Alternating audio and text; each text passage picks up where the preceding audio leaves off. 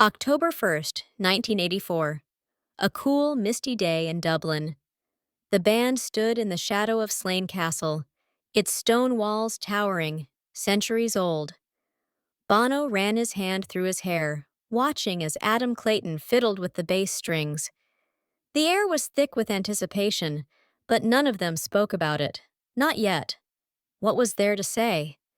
They were about to release their fourth album, The Unforgettable Fire, and everything felt different this time. Larry Mullen Jr., U2's drummer, stood by the edge of the room, tapping his sticks against his leg, rhythmically, impatiently. "It doesn't feel like war, does it?" he finally muttered, half to himself. "No," Bono replied softly, looking out at the rolling Irish hills beyond the castle. "And that's the point." He wasn't wrong. War had been fierce, raw, a punch of protest and anger. But this was something else entirely. Bono's mind wandered to the album's title, inspired by an art exhibit about the atomic bombing of Hiroshima. The devastation, the haunting aftermath, it stuck with him, weighed on him like a storm cloud, and he hoped the music would carry that same haunting resonance.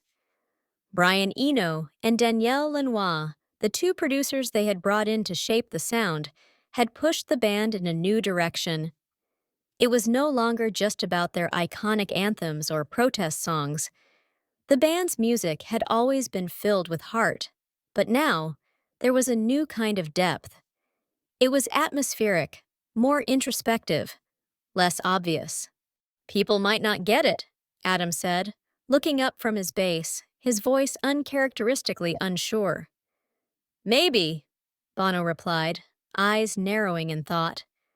"But if we keep playing it safe, they'll never know we're capable of more." And there it was, the real fear. The album was a leap into the unknown, but it was also a refusal to be boxed in. They had conquered war, sure, but that wasn't all they wanted to be. The music was evolving, and so were they.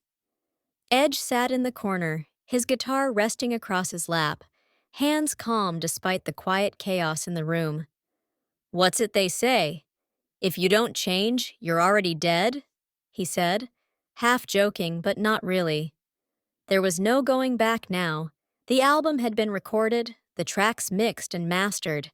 This was the start of something new. The world they lived in wasn't simple. It was 1984, after all, a year marked by political tension, Cold Wars, and nuclear threats. The airwaves were buzzing with pop music, synth-heavy and neon-soaked. But U2 wasn't interested in following those trends.